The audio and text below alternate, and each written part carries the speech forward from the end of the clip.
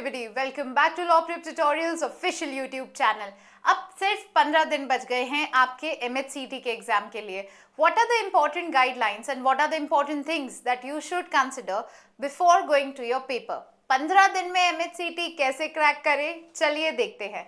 To start with, what are you supposed to do? To first prioritize your key subjects. Now legal is something जो कि basically इसमें directly principal assertion के facts के through पूछा जाता है, तो आपको उसकी पर्टिकुलर प्रैक्टिस करना, उसके फैक्ट्स को, उसके ओपिनियंस को क्लियर करना बहुत जरूरी है. इसी के अलावा GK and current affairs, as we all know, GK and current affairs play a major role. It is on the revision. एक बार अगर आपने अच्छे से रिविजन कर लिया, बहुत अच्छे से आपका जीके हो जाएगा. जीके में जो भी चीजें फ्रॉम योर मे टू मे चल रहा था उसको अच्छे से प्रिपेयर करिए. और जैसे ही MHCT का पेपर खत्म हुआ था उसके बाद से आपका जीके चालू हो जाती है, तो अभी तक की पूरी जीके को अच्छे से ब्रश अप करिए. पास्ट कुछ स्टैटिक के क्वेश्चंस जो हर बारी पूछे जाते हैं उसको डिस्कस करिए. उसी के अलावा लॉजिकल एंड एनालिटिकल रीजनिंग पे फोकस करिए. कैसे? You can try solving some particular types of questions which are always asked in MHCT. जैसे अगर हम बात करते हैं सिटिंग अरेंजमेंट की, फैमिली ट्री की, वेन डायग्राम्स की या फिर इन्फ्रेंस की, ये कुछ चीजें हैं जो कि हर बारी MHCT में पूछी जाती है और आपको करनी भी चाहिए. Apart from this, English and maths. English course से प्रैक्टिस करिए, सारे अपने सिनोनिम्स, एंटोनिम्स, रूट वर्ड्स फटाफट से उनका रिविजन कर लीजिए. हर टाइप ऑफ पोएम्स की, फिगर्स ऑफ स्पीच का फटाफट से पूरा ध्यान रखिए किस किस में दिक्कत है. At this point in every other subject you should have mark the difficult points, right. जो जो आपको डिफिकल्ट लगता है वो अभी तक मार्क हो जाना चाहिए था, उसका पहले रिविजन करेंगे. बाद में एग्जाम में जाने से पहले भी उसका एक बारी क्विक रिविजन बनता है, राइट. आफ्टर दिस हर दिन एक नया डेली, आपका जो डेली शेड्यूल है वो होना ही होना चाहिए. मॉर्निंग में आपको लीगल एप्टीट्यूड करना है, फिर आपको जीके करना है. Now why am I saying morning should be dedicated to legal and GK? Because these are very important. इस टाइम पे ब्रेन सबसे ज्यादा एक्टिव रहना, बिना थका हुआ डायरेक्ट सीधे पढ़ने के लिए तैयार होना बहुत जरूरी है. You do not realize the abilities that you have in the morning are extreme and you will realize this whence you do your paper, जब आपको चीजें आने लगेगी. इसी के बाद में आफ्टरनून पे लॉजिकल और इंग्लिश पे फोकस करिए, because this tends to use a lot of brain. दिमाग काम लेना बहुत जरूरी है, इसमें ऑप्शन ही नहीं है. थक गए तो दिमाग तो काम लेना पड़ेगा. इंग्लिश में because it settle down you, आपको बहुत कॉन्फिडेंस आता है इंग्लिश में, इसलिए इंग्लिश को मैंने इसके बाद रखा है. इवनिंग में आपको मैथमेटिक्स देना है. मैथमेटिक्स को काम लेना बहुत जरूरी है. Why? Because now that you are tired you will do practice. इसमें कुछ भी मगिंग अप नहीं है, याद नहीं करना है, सिंपली प्रैक्टिस करना है. So practice keeps your brain active but it does not tyre you entirely, ठीक है. थॉट प्रोसेस को बैलेंस रखता है. सुबह अगर ये किया और जीके लास्ट में छोड़ दिया तो दिक्कत हो जाएगी, क्योंकि जीके में फोकस चाहिए होता है, कॉन्सेंट्रेशन चाहिए होता है, राइट.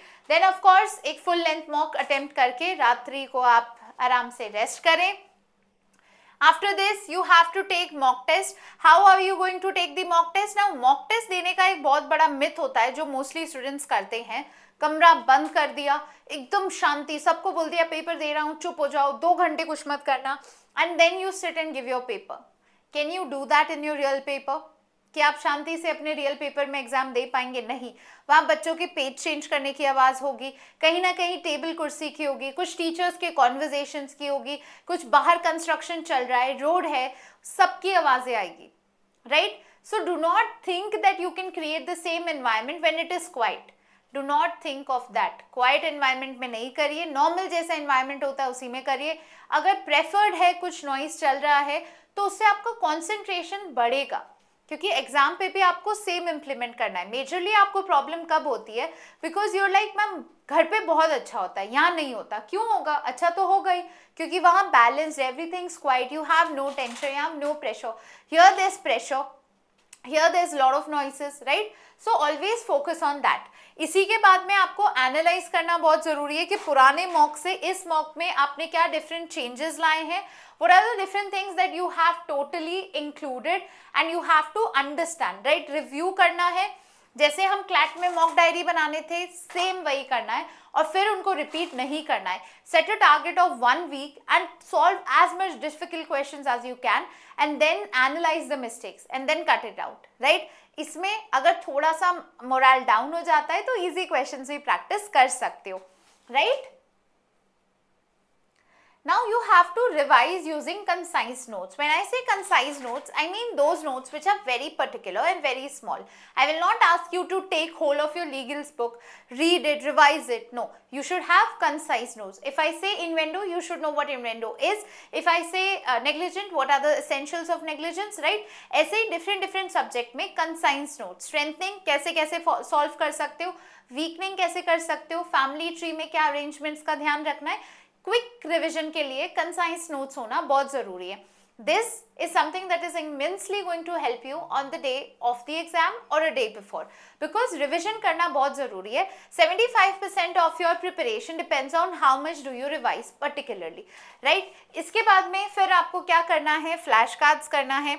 जैसे आपको पता होगा flash card facilities already available for you और कॉम्प्लेक्स टॉपिक्स को मेमोराइजेशन करने में हेल्प करता है. फ्लैश कार्ड्स क्या होते हैं, you take a card, you have different things, then you revise, okay, this is the answer, this is the answer. This can easily be done with or without flashcards, जैसे आपको अच्छा लगे. अब वैसे memory को चेक करना मत भूलिएगा. वीक एरियाज पे this is the time that I have always been saying कि वीक एरियाज पे फोकस करो. हमेशा से बोलते आ रहे हैं, पहले भी मैंने वीडियोस बनाए हैं, बट अब वो समय है कि अब वीक एरियाज को शार्पन करने का टाइम नहीं है, रिविजन का टाइम है, right. Take out all the things that you think are very important. Dates याद नहीं रहती, डेट्स के लिए फटाफट रिवीजन प्लान करिए. दिन में 2 या 3 बार रिवीजन प्लान करिए. टाइम याद नहीं रहता, प्लेसेस याद नहीं रहती, रिवीजन का टाइम निकालिए.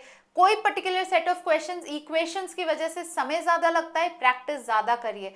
You cannot even decide to leave one question. Why? Because these are competitive exams and they require extra efforts. It is about what you mentally prepare yourself.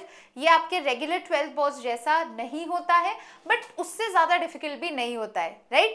So because it is varied, इसलिए आपको थोड़ा सा कम डर लगना चाहिए, right?